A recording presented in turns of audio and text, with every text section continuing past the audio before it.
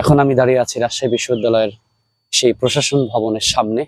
যেই চিত্রটা আপনারা সবসময় ফেসবুক কিংবা ইউটিউবে দেখে থাকেন, এটাই বাংলাদেশের তৃতীয় বৃহত্তম বিশ্ববিদ্যালয় রাজশাহী বিশ্ববিদ্যালয়ের প্রশাসন ভবন।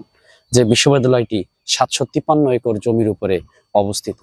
এবং এই প্রশাসন ভবনের সামনেই আপনাদেরকে দেখানোর চেষ্টা করব সেই ঐতিহাসিক সুবর্ণ জয়ন্তী যে টাওয়ার, যেটি মিনাল হক বানিয়েছিলেন ইস্পাত এবং লোহার সমন্বয়ে। আমরা চেষ্টা করব এখন এই সুবর্ণ জয়ন্তী আপনাদের মাঝে উপস্থাপন করার। এবং এই সুবর্ণ জয়ন্তী 25 লক্ষ টাকা খরচা করে এই সুবর্ণ জয়ন্তী নির্মাণ করা হয় এবং যেটির উন্মোচন করা হয় 2003 সালে। তো আপনারা দেখতে পাচ্ছেন এই সেই সুবর্ণ জয়ন্তী টাওয়ার, যেটি মিনাল হক বানিয়েছিলেন এবং যেটা উন্মোচন করা হয় 2003 সালে। তো এটাই হচ্ছে রাজশাহী বিশ্ববিদ্যালয়ের সুবর্ণ জয়ন্তী টাওয়ার। আমরা আপনাকে ফ্রন্ট সাইড থেকে দেখানোর চেষ্টা করছি। আপনারা দেখতে পাচ্ছেন